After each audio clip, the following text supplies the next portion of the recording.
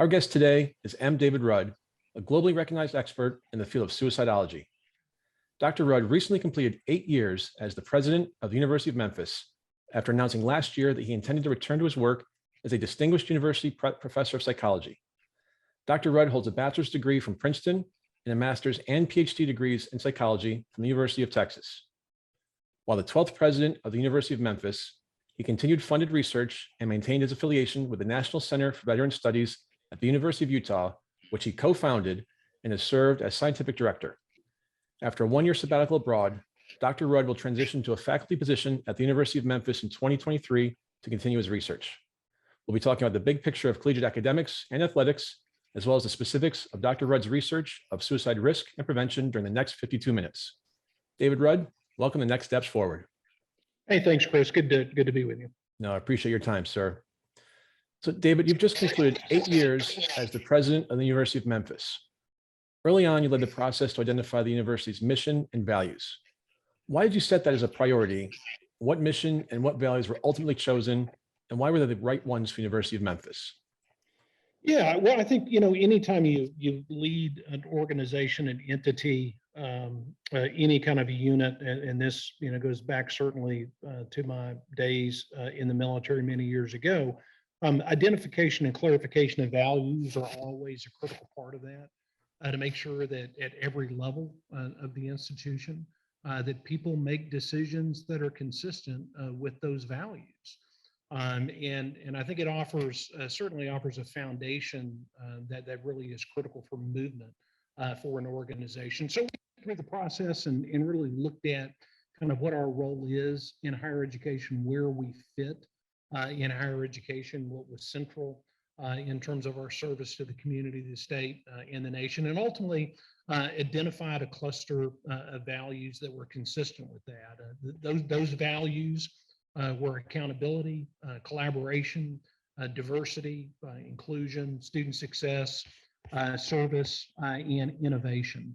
So if you look at the university and the breadth of the university and how we deliver our mission in terms of education, knowledge creation, and broader service, all of those elements cut across those 6 domains. What lessons are there in that choice and that process for individuals who take the next steps forward with the goal of learning more about persevering through adversity and becoming more empowered? Well, if you look at the last 3 years in particular in higher education, I would argue pretty adamantly that they are almost entirely about persistence and resilience in terms of universities and colleges around the country. Students have had to endure significant challenges. I don't know that we've had for college age students that we've had the breadth and depth of challenges that you've seen over the course of the last 3 years with COVID and the subsequent economic ripples that they've had to grapple with. And that's a part of building resilience. I think people have really demonstrated resilience in the face of considerable adversity. Now, it's revealed significant mental health challenges, particularly for young people in this country, and revealed, I think, probably some lack of capacity in terms of our ability to serve the needs of individuals in terms of mental health challenges nationally. So it's been a significant challenge, but also I think been an important one for us to try to address. Well, to that point, the one thing I've been saying for well over a year now on the show is, as bad as COVID has been, the one positive thing is that's put a spotlight on mental health in a positive way in terms of something we can now talk about. You don't sort of hide it or forget about it or just whisper at the kitchen table. And to your point with the young folks today, I look at my daughter who spent her last year and a half of high school in her bedroom. Now how she's supposed to go transition into, well, I'll call the real world, the academic world, and get back into it when she hasn't known anything for the last year and a half, which was, 10% of her life. So, thanks to folks like you who've done the work you have, I think we have a solid foundation, but it certainly has shown some chinks in the armor of the system. But at least we're now talking about and advancing that forward. And absolutely. And I would also emphasize it really has required us to innovate in response to these challenges. if you look at the simple reality now in terms of the utilization of telehealth and digital therapeutics for mental health, they were almost non-existent 3 years ago. And a part of that was because of barriers that were created by the FDA and licensing boards nationally for clinicians that really limited our capacity to deliver any kind of treatment alternatives, any kind of support alternatives digitally or through telehealth. All of those were removed during the pandemic, and ultimately these alternatives were found to be as effective, or for some individuals more effective. So it really has moved the field forward in a significant way that is arguably unprecedented. And as you move forward, your top priorities during your tenure were student success, research growth, and community partnerships. The focus on student success is easy for me to understand, as is the research growth. But what was so important about community partnerships, especially corporate relationships, that you chose to devote time to that objective? Yeah, that really is an important thing. If you look at an institution like the University of Memphis specifically, it really is an institution that the heart of the mission is service to the community. And that means regionally and across the state of Tennessee, but also nationally. And a part of what was important for us were to build opportunities for students. I don't know of a community that needs a university more than Memphis. It needs those students to help develop and provide workforce. It needs those students to help solve local, regional, state problems. And so we felt like it was important to really create opportunities, to create partnerships that started at the undergraduate level and then led to graduate opportunities and employment, and create that pipeline. So we did it from the very foundation, from the very start of their experience, in terms of internship opportunities that escalated and grew over time, that ultimately created a career pathway, whether it was moving into a job immediately after graduation or moving on to graduate or professional school. And speaking of corporate relationships, under your tenure, the university's research foundation launched a private company that has led to many new partnerships. Are there specific companies or specific industries that you sought to team up with? And if so, talk about how and why they were chosen. Yeah, we looked at so one of the primary challenges in Memphis has always been workforce development. It really has been availability of a workforce that's adequately educated and trained to meet certain certain missions of various companies around the Memphis area, in West Tennessee in general. So we worked with those companies and looked at alternatives for how to create these pathways.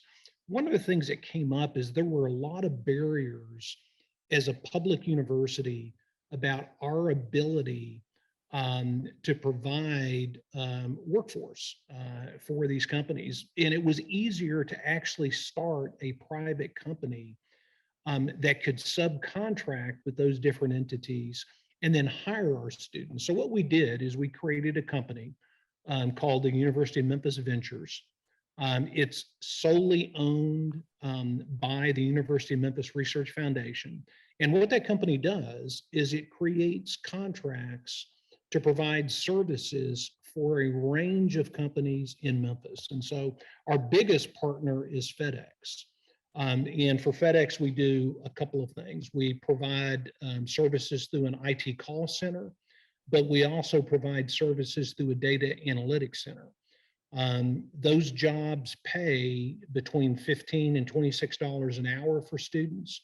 So the goal for us was to reduce the amount of time that students had to work externally so they could focus more specifically on school. So if they were making $15 to $26 an hour, they're not having to work 25 to 35 hours a week. We cap their work hours at 20.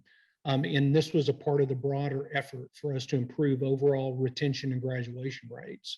So the company actually has been remarkably successful. It's been in place for 6 years now. We have contracts with FedEx, AutoZone, St. Jude, Raymond James, which is an investment house, and we do data analytics as a part of that, employs close to 500 students. The annual gross revenue of the company is over $6 million a year now. So if you look back over the course of the last 6 years, this company has generated in the ballpark of about $35 to $40 million.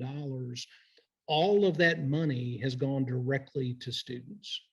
And the other great thing I would tell you, Chris, is every one of those students, when they finish and graduate, they've had multiple job offers, but they've all had job offers from the company that they work for as a part of University of Memphis Ventures. It's arguably been the most innovative and one of the most impactful things we've done.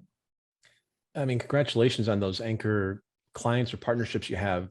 And I've never heard of anything like this. Does any other university have something like this? We were the first to do it. I'm not aware of, now I will tell you that we had been contacted over the course of the last 5 years by a number of universities looking to replicate and duplicate the model that we used. It just provides you so much freedom and flexibility.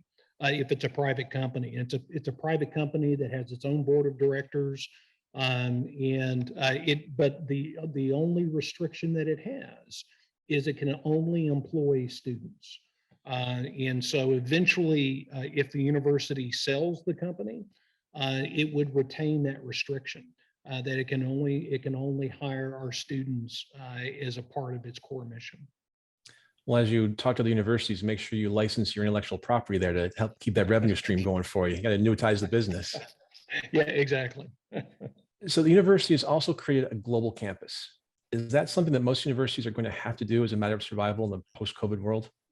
Yeah, no question about it. We actually, this was hotly debated. I did it my first year as president. It was done 9 years ago. It was hotly debated, and there was a lot of concern about creating a global campus and expansion of online education. We have been in the online education business for 3 decades, but it wasn't a major part of what we were doing. But what became clear is you look at what will be over the course of the next 5 years, contraction in college-age students. The majority of the growth in universities and colleges nationally is actually in returning adult students. They're actually students who, for whatever reason, didn't pursue a college education, partially completed a college education, and then want to return. And many of those want to do it in some online capacity, some digital capacity. So we created University of Memphis Global. And as a function of U of M Global, we decided to grow that entity and that division entirely internally. So we didn't hire out to a provider. We developed it, grew it on our own. It is now 17% of our entire student base.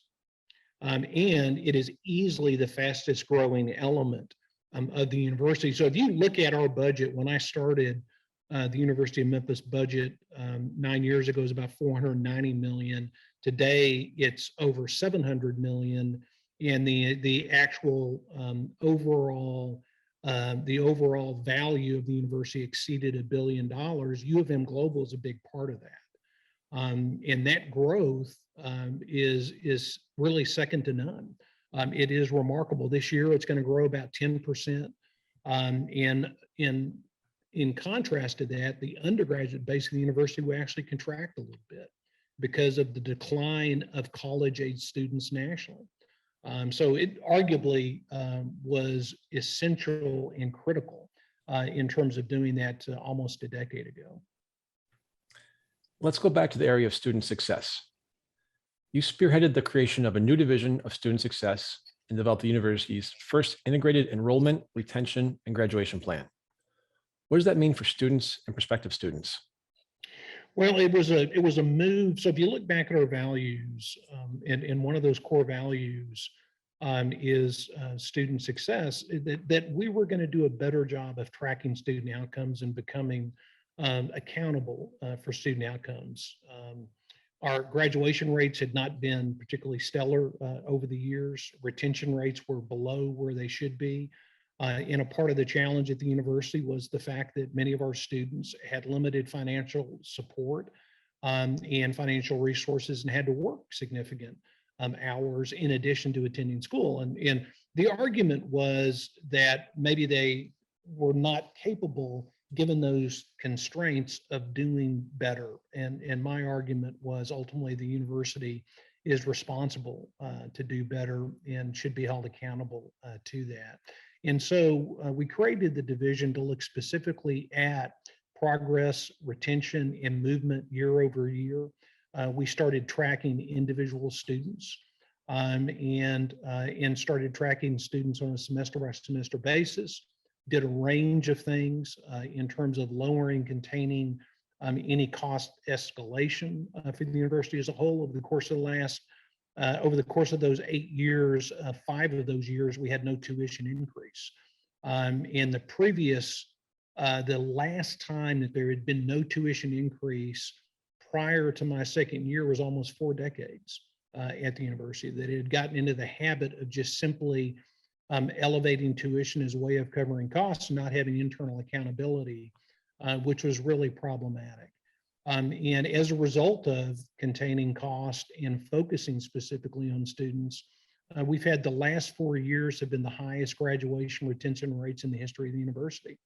And are part of the reason the university moved this past year, moved from a Carnegie R2 university to a Carnegie R1 university.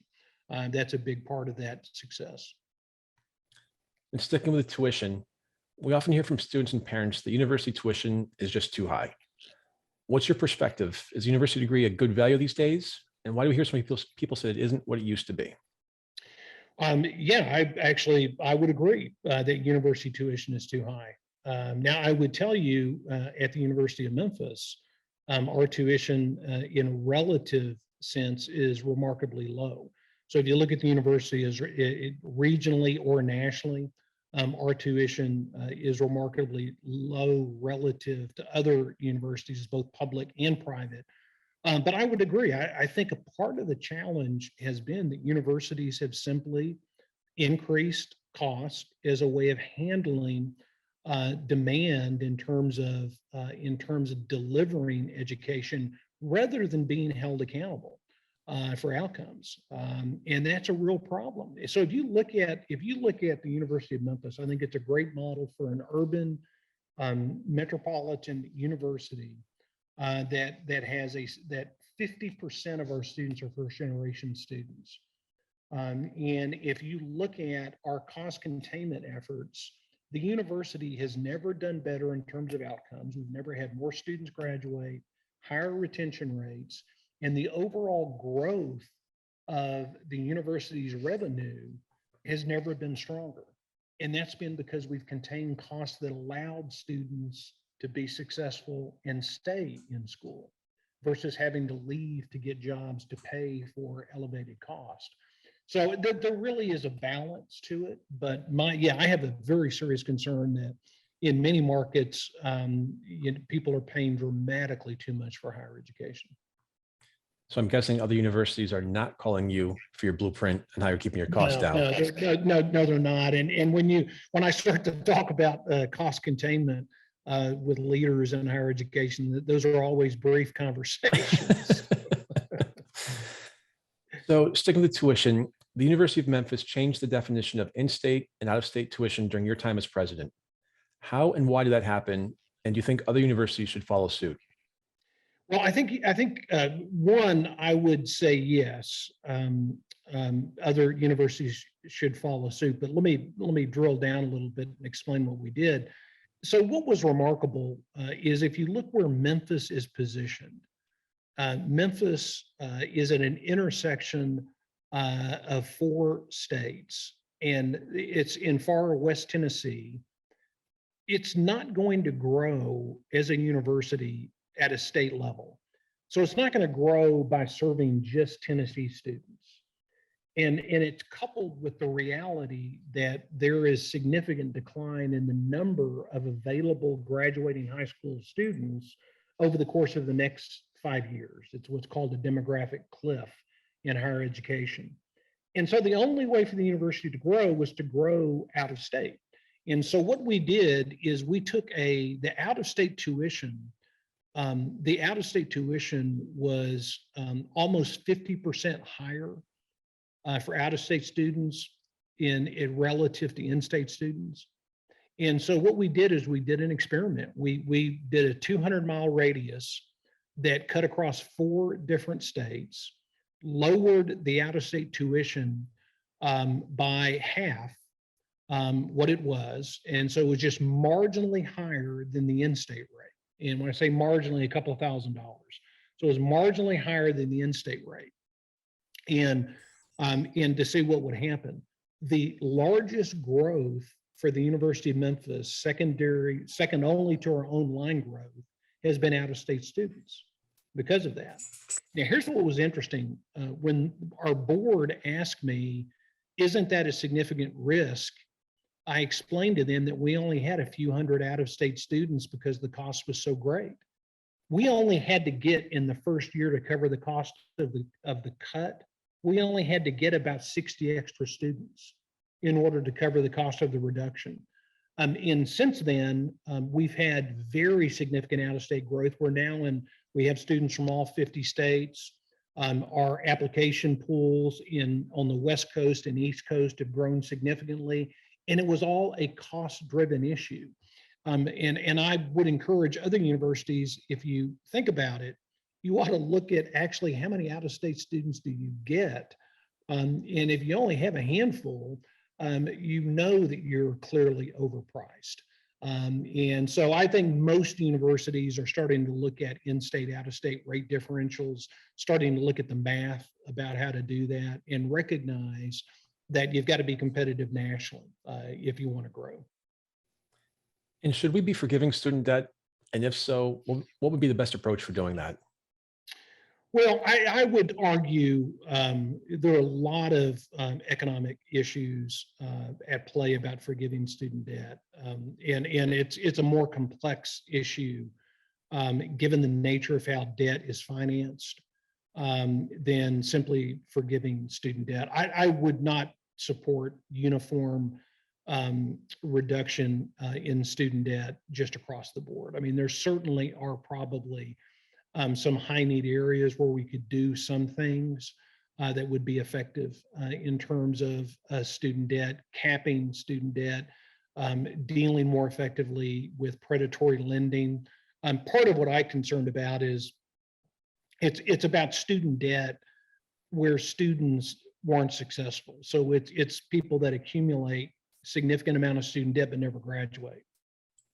Those are institutions that need to be held accountable. I think there probably are a couple of steps at an institutional level that need to occur before you think about forgiving student debt. And then I would only look at certain subgroups with with really high financial concerns, significant economic concerns before doing it.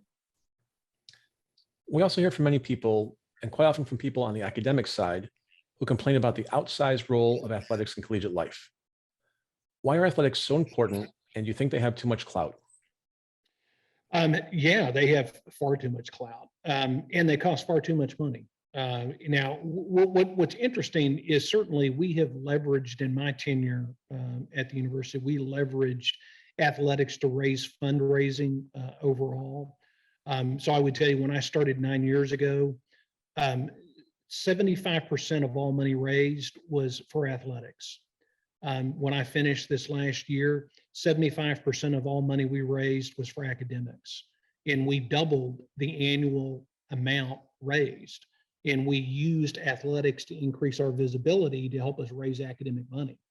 And so the problem with it is the costs have just escalated profoundly over the last decade and a half. And there are just a handful of universities that can afford the excessive cost.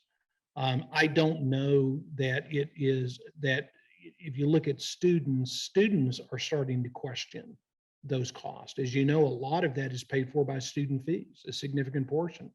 At the University of Memphis, about $16 million a year in athletics are paid for by student fees. Students need to ask those questions, and some universities, are actually a couple of universities in California, where students have started to question whether or not they want their student fees to support athletics. There's a better model, but as you know, we have moved to now, which is essentially a professionalization of football and basketball.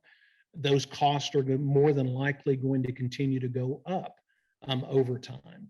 And so it is going to, it's going to result in a number of universities deciding they're not going to be able to compete at the highest level as a result of the cost.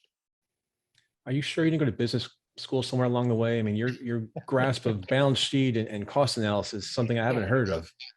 Well, Chris, I tell you, I worked after I got out of the Army. I'm a clinical psychologist by training. I worked for 10 years in a tertiary care medical center. I ran a unit, both inpatient and outpatient, and that's where I learned financing was in running medical services. You have to worry about cost. You learned it well, that's for sure. Thanks. David, I understand that you're writing a book and the title is Perpetual Crisis. Why did you choose that title?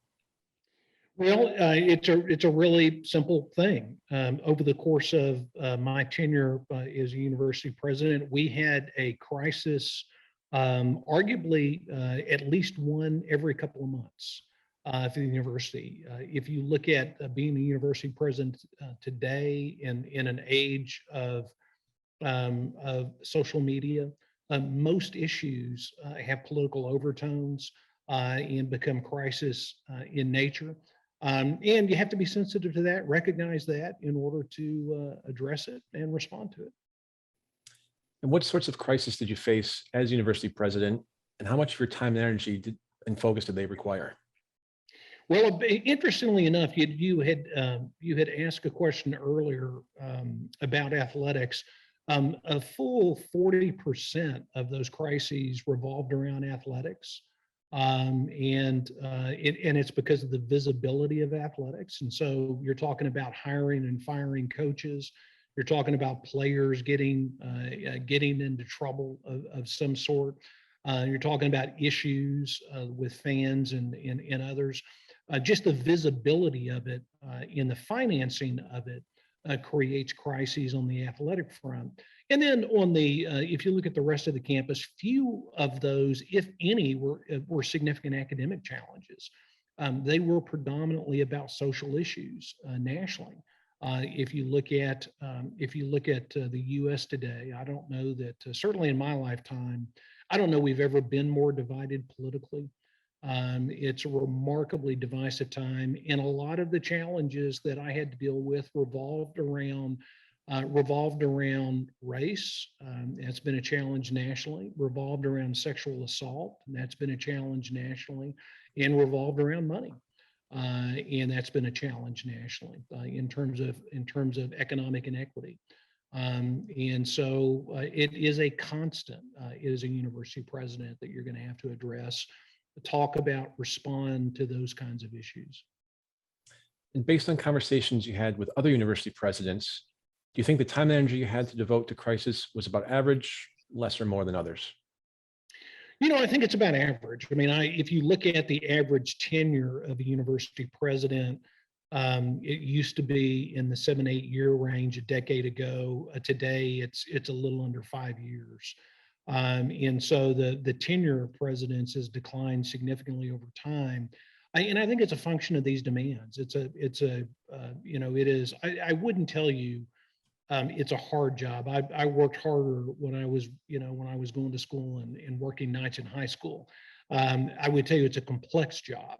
It's not a hard job. It's a complex job. And the complexity of it is a challenge, and it is a highly politicized job, even if you don't want it to be. I certainly never wanted to be anything remotely approaching a politician, but university presidents are looking more and more like politicians.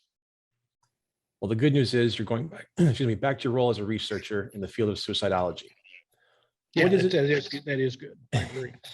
So what is it about the field of psychology and specifically the suicide risk and prevention that first drew you to it? Yeah, it's interesting. I started this really significant research when I was in the military. So I served during the Gulf War. We actually did our first clinical trial right after the Gulf War ended. And as you know, suicidality in the military has been a significant challenge for quite a while. So I really got into the assessment and treatment side during that period. So I was in for about 5 years, and really became interested in recognizing significant need. There just was not much available in terms of suicide-specific treatment and suicide-specific approaches. And this was, back in the late 80s, early 90s, got involved and have stayed involved ever since, given the significance of the need. And what is it about this field that is such a powerful draw that could pull you back to it and away from the presidency of such a prominent university? Well, I think it's a couple of things. I mean, one, we all have cycles, certainly in our professional lives and in life in general. And I simply wanted the last phase of my professional life to be doing something that I've stepped away from for a couple of decades as a senior administrator. And it's an area where even as a university president, I stayed connected, doing some research. I've had funded research over the course of the last couple of decades in doing clinical trials. It's an area where you can make a significant difference. People have asked me, isn't it depressing to work with people that have made suicide attempts and to do this kind of work? And I would tell you, actually, it's the most hopeful kind of work. You realize and recognize the significant difference it makes in the lives that it changes. I have people that I worked with that I treated when I got out of the military and worked in a tertiary care medical center. I was a full-time clinician for about a decade before I came back into academics. I have people that I worked with and treated, 25, 30 years ago that have stayed in touch with me over that course of time. So I would tell you it's a remarkably hopeful and encouraging area where small things can make a difference and really impact lives. And that's a testament, obviously, to your character, having people 25, 30 years later still staying in touch with you. Unfortunately, we've just witnessed yet another mass shooting, this time in Uvalde, Texas. As a professor of psychology, what is our mental health system missing that we're failing to identify and treat people and prevent these incidents from happening? Well, I think you have to look back over time. One, there just are not services available. If you look at, you can go back into the late 80s, and there was a period, history is always important. And there was a movement back in the late 80s toward community health centers and away from institutionalization, which was probably a good thing. But what happened is many communities, many states didn't fund those community health centers, didn't fund, and so they privatized. And Chris, as you and I know, it's not a highly lucrative area to get into. And as a result, privatization reduced dramatically the availability of mental health care nationally. And the federal government and state governments never stepped up to backfill. They never stepped up to provide those services. And so what you find today is you find people have very limited availability of care. If you look at, if I look at my insurance coverage, is someone who is privileged to have good insurance coverage, I still have very limited mental health care coverage, as most of us do. It's not something that we think about in our culture, in our society, in a way comparable to medical health. We should think about physical health and mental health as comparable. We should address mental health issues starting in grade school, just like we do with physical health issues. It ought to be a part of the health curriculum from day one about how to maintain your mental health as you move forward in life. We have a very skewed perspective, and a lot of that is because of stigma. Stigma around mental health in Western culture and American society is a really significant challenge. About a month or so ago, we had Dr. Sandy Chapman on from the University of Texas at Dallas and their Brain Health Center. And she talked about how in the late 60s, early 70s, we started to learn that drinking and smoking is bad for you.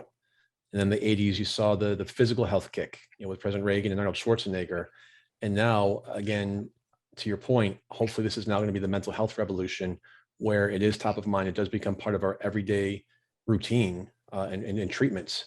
And something I didn't discuss before, but talking about what a roadmap would look like, you said that both the federal and state governments did not backfill. Do you think they both need to be there? Should these be state-driven plans, federal, combination? Well, I think it probably should be. It should be a combination, and we really have to start looking at comparability of coverage for mental and physical well-being, and we simply have never done that. I mean, we have, and we don't have the same kind of criteria and standards for care in terms of mental health care relative to physical health care. We really have to change our perspective and our paradigm for how we think about it and how we address it as a culture. If you look at, so one of the things I did when I worked for 10 years in the medical center is I was on faculty at Texas A&M College of Medicine. And so I supervised residents, family practice residents, psychiatric residents. And what was remarkable is supervising family practice residents, a full 40 to 50% of visits in family practice are mental health related. They're around issues of depression and anxiety and mental health and mental well-being that don't necessarily belong in a physician's office, but that's the only place to go. And if you look at the issue of suicide and suicidality, oftentimes the only place to go for many of those individuals is the emergency room. There's not a more expensive place to go that can do less for you if you're suicidal than the emergency room. We simply don't have a system that is thoughtful and caring and responsive. The same question as it relates to your expertise. At least 45,979 Americans took their own lives in 2020, and there were another 1.2 million, that's 1.2 million suicide attempts. What do we do? What do we miss day in and day out? What are we failing to do that could dramatically reduce the number of suicides and suicide attempts? Well, I think a number of things. I mean, I think stigma is a huge problem, and I look specifically. A lot of my work is with military, active military, and veterans, and stigma is pronounced even more dramatically in a warrior culture, in a military environment. That starts in grade school.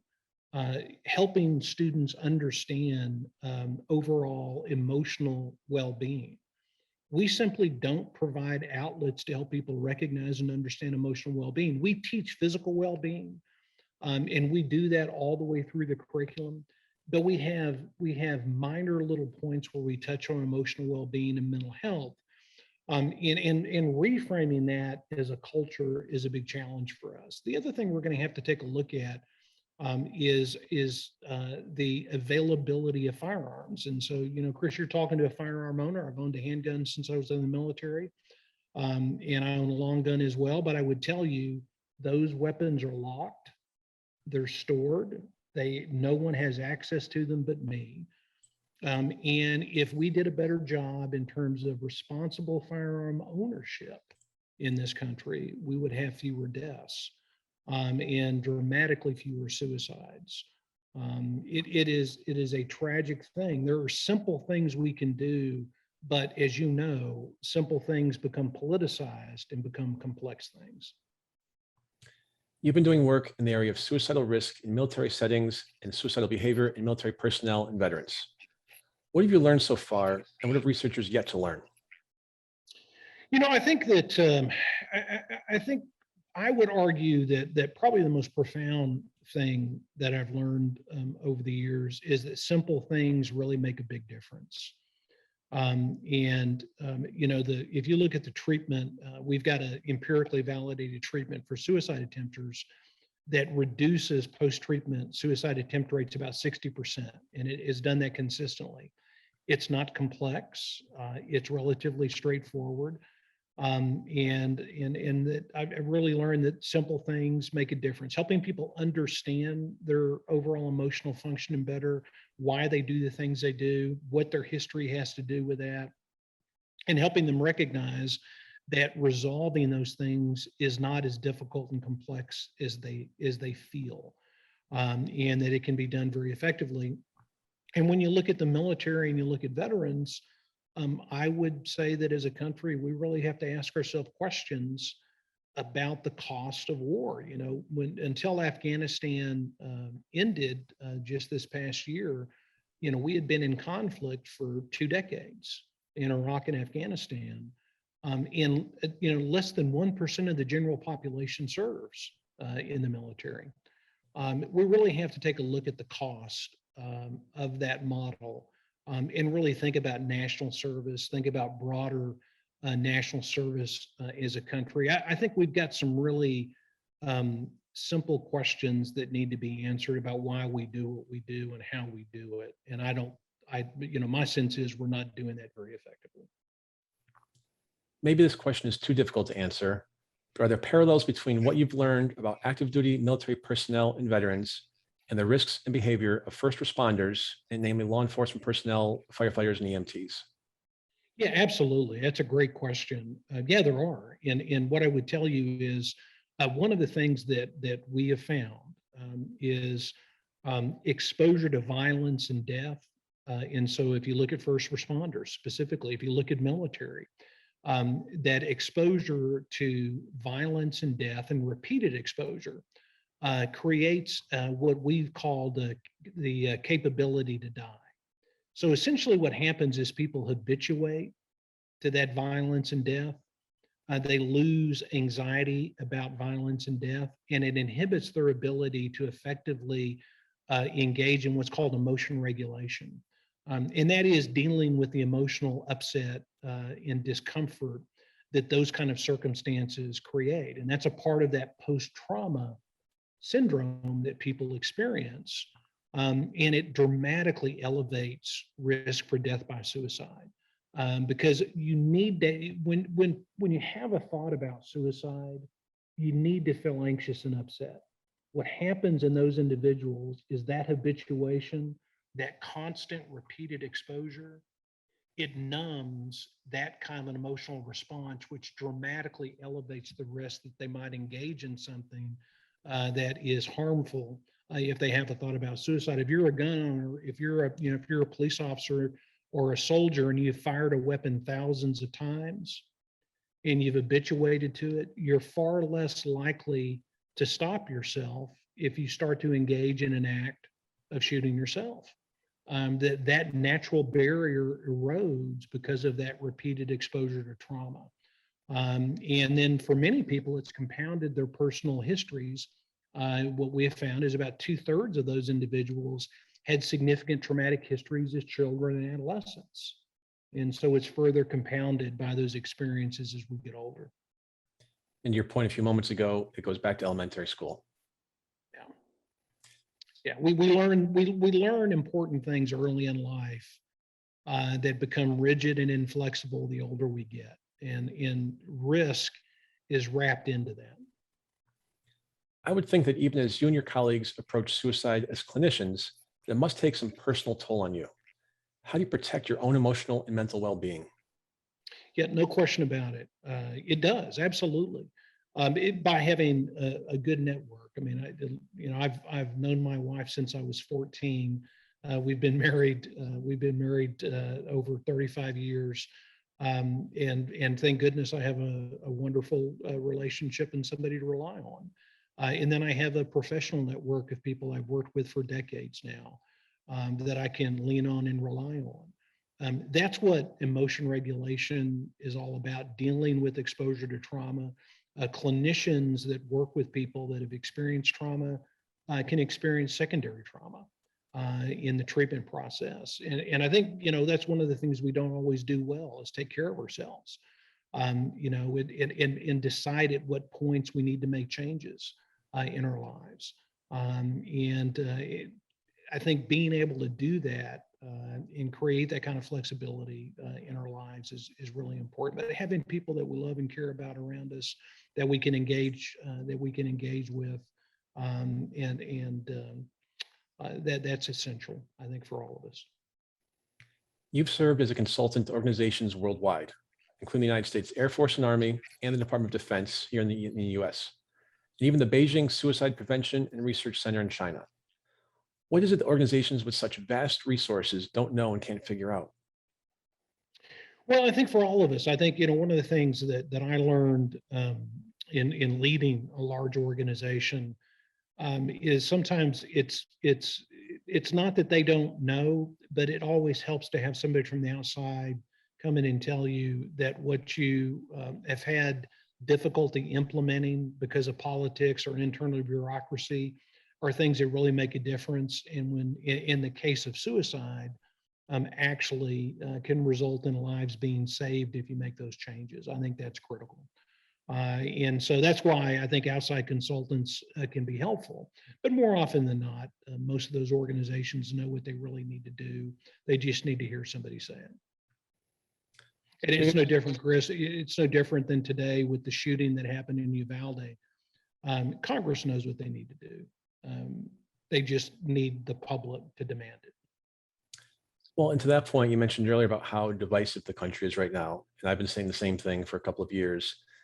And the unfortunate thing is, I think, my own personal opinion, here's my disclaimer, that, you've got the 5 or 10% on each extreme of the parties.